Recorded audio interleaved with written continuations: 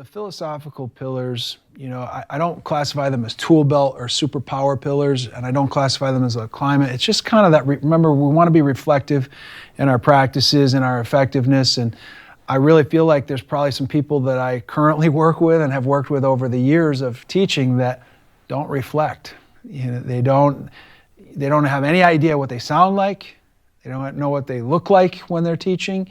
They don't really take into consideration whether or not, Rita Pearson has an amazing TED Talk, it's important that kids don't learn from teachers they don't like, mm-hmm. right? And I believe that that's important, that kids like you. It might even be the most important thing.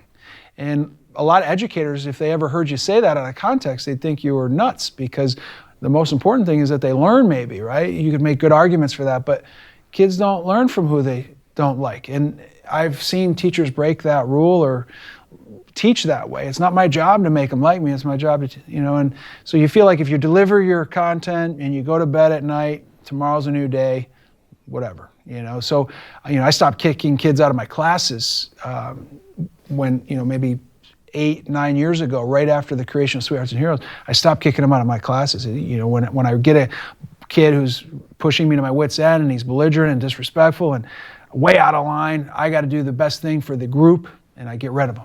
Well, that's not the best thing for the group. And I think that, so here's where, is teaching an art or is it a science? And, I think there's times when it's both. And there's times when it's more one than the other. And I think that's basically a philosophy. So what do you do with that belligerent student these days? Well, I think that's going to come alive in some of the other pillars. Yeah. But we know restorative practice is really effective, right?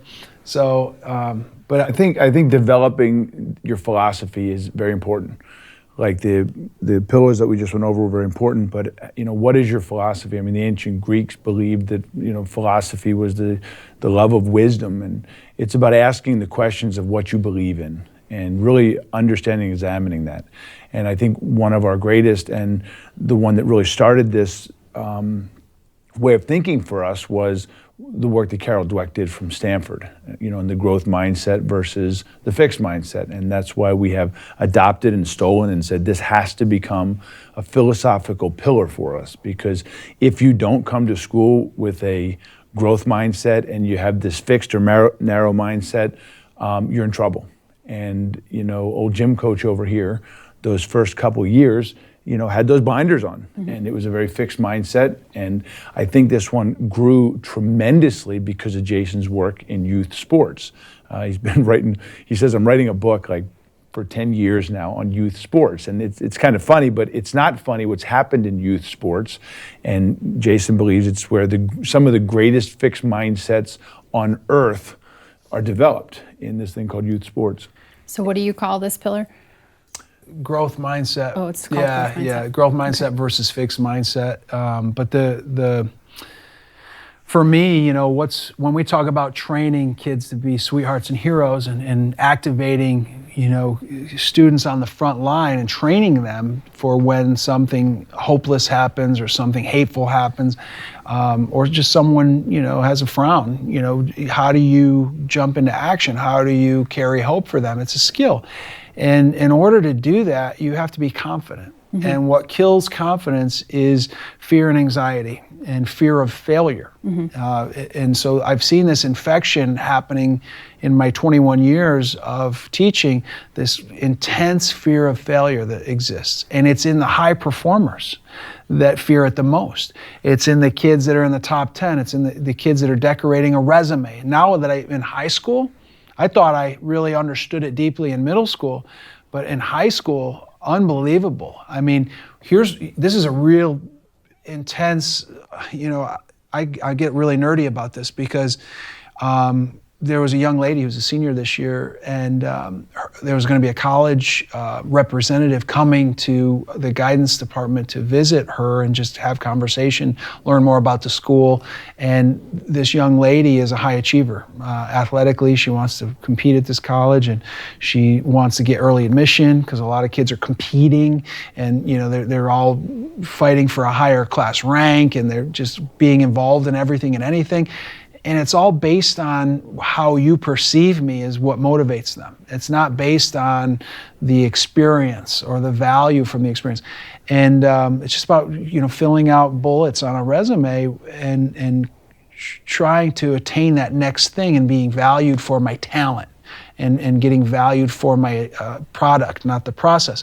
So this young lady, something really weird happened, and the representative came in, and the secretary had stepped out to go to the bathroom, and the representative from the college did like an about face and said, "Oh, there's nobody on the list to see me," and left. And this young lady, who's a high school senior, in her resume, if you saw it, you'd be like, wow, she's almost a perfect kid. The way she spoke to the secretary when she came down because she found out that, that she missed the appointment or something, she was so furious. The secretary in guidance told me she's never been spoken to like. She cried. This girl made this adult cry and accused her of ruining her life. That's the disservice that we did to this young lady, that she believes her life is ruined because of this circumstance and this situation. That's a fixed mindset if I've ever seen one. And here's the kicker. This young lady will be a teacher. She will be a teacher. I guarantee it. I know. I mean, there's backstory that I could tell you. That scares me. She'll probably be a coach too. And she'll be a good teacher. But she's not going to have much in the way of soft skill or growth mindset.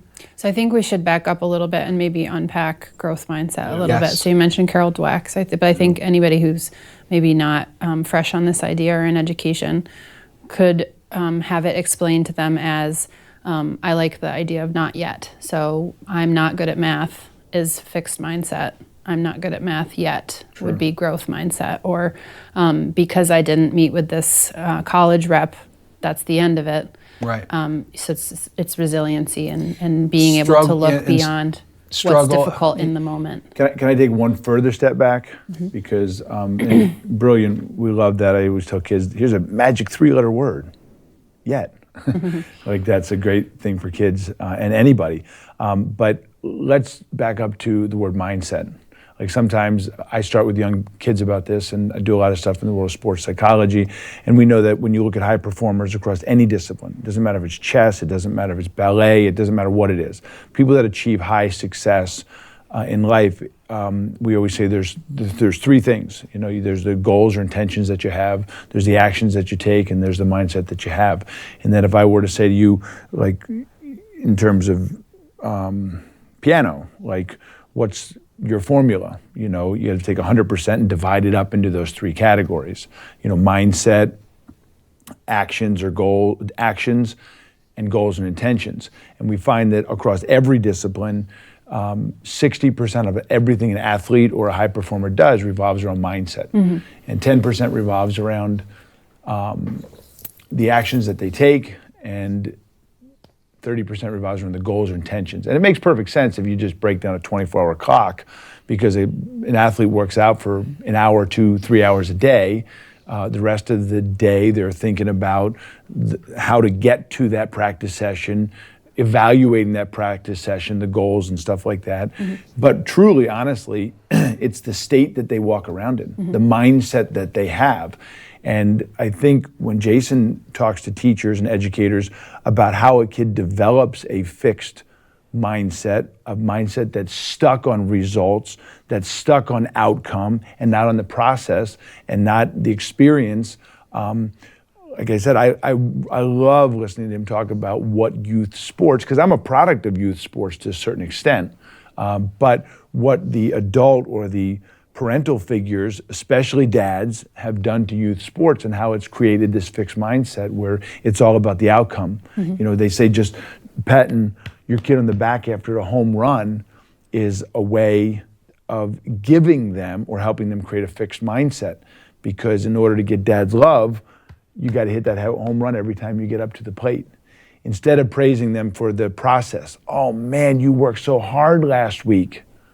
As a result, perhaps that home run came. Yeah. So you have to encourage effort. Yes.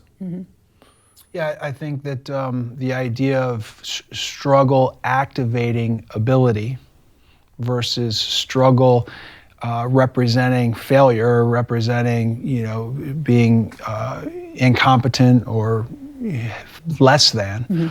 And a lot of kids won't take the chance. My own niece is a college full ride athlete, academic and athletic combined scholarship. You can't get her to play pool. She won't shoot billiards. She's terrible at it. She won't, it's just me and her and my wife and kids, and we're around the pool table, and she is just extremely uncomfortable doing something she's not good at. And that's a fixed mindset. And I think one thing educators can do and be mindful about is the way that kids can get labeled, and even in ways that teachers might think is positive, like, oh, that's a good kid, or that's a really bright kid, or kids feel that they need to sort of perpetuate that label they've been given, and then they don't want to be vulnerable or take risks or make mistakes, because then they might not be the good kid, the smart kid, or they're willing to cheat on a test so that they don't seem stupid. So that's something that we can all be really careful about, I think. I think Carol Dweck, or someone actually points out that if you even praise a kid for getting an A on a test, it's dangerous. Sure. Because they got to get that A every time now, and that's a tough thing. And, when Jason talks about youth sports and talks about fathers, I'm forcing him into talking about this because, Jason literally grabbed me by the ears and when I was forcing my son to wrestle. And because he had to be a wrestler, because I was a wrestler. And I want him to experience what I experienced. And when, after my son at the age of, bit a kid, punched a kid, he was only 5 or 6, but he wasn't a wrestler. And Jason said, he's not a wrestler, Tom. Like, what are you doing? And that was my wake-up call, and my son's 15 now, and almost that day, I let him stop wrestling. But I said to Jason, I said, he's coming to practice. He wants to be there. And he says, no, he wants to be with you. Stop making him a wrestler. He's not a wrestler. And now I've got a young man, and this is the truth. I mean, hopefully I don't tear up here, but it's okay. Now I have a young man that's 15, and 5 to 6 days a week, he gets up at 6 o'clock in the morning, takes himself to the gym. I don't want to correlate the two and say this is the causation, but I stopped forcing him into it. I just said, hey man, when you're ready, and if you like working out and you like what it's done for me, maybe you'll do it. But you don't have to do it on my timeline. There's that marathon versus that sprint again. But if Jason hadn't said, hey dummy, what are you doing? Like, he's not a wrestler, stop. I probably would have a child that's a heck of a lot more of a fixed mindset person than he is today. That's a good friend that can give you that feedback. Yeah. Best. Nice job. I think the reframe for the youth sports experience, and I do a little disruptor, I say the end game is we want them all to go pro. They're all going to be professional somethings. So whether they stock shelves, drive a machine, build things, supervise people, they're going to be a professional. And the growth mindset makes one heck of a professional anything. And if you pursue like professional athletic career, that's a fixed mindset fast track. College scholarship, varsity level as a 14-year-old. That's a good way to, you might be able to force a kid into a varsity role as an 8th grader, but you're also forcing them into a severe fixed mindset. Are there outliers? Yes, there are. But I interviewed 4 professional athletic parents of professional athletes in our area in 4 different sports. And I sat with them and painted the picture of what those kids were like as elementary, middle, and high school, and part of my research for my book. And what was fascinating is it was just all a beautiful opportunity and accident meeting a very positive environment where those kids were nurtured by their parents. I don't want to just throw this in just to throw it in, but I think what hit me when Jason gave me my experience or my lesson was him reflecting on those stories of those athletes and their parents. And I kind of look back on my life, and people know that I tinkered in professional sports. And as I pondered my own life, my dad had been to hundreds, if not 1,000 of my wrestling matches. And I can never remember walking off the mat one time and my dad saying, you should have done this. Not one time. Now he wasn't a huge, knowledge of wrestling, but he'd been around the sport long enough to say, hey, you should have turned the other way and not this way. But not one time can I remember. And even somebody that maybe didn't have a tremendous fixed mindset in the area of youth sports, I was going to create one in my own son, unbeknownst to me, which is pretty interesting to me, that somebody who didn't have a dad that pushed him can very easily become that dad that does become the pusher. So if we can try to wrap this up, how would you advise parents to adopt a growth mindset? And particularly since we're talking about sports, what would be the soundbite you would give to parents of athletes that you're working with who are really involved and want to see their kids do well, but maybe they're pushing too hard? I think you celebrate, recognize,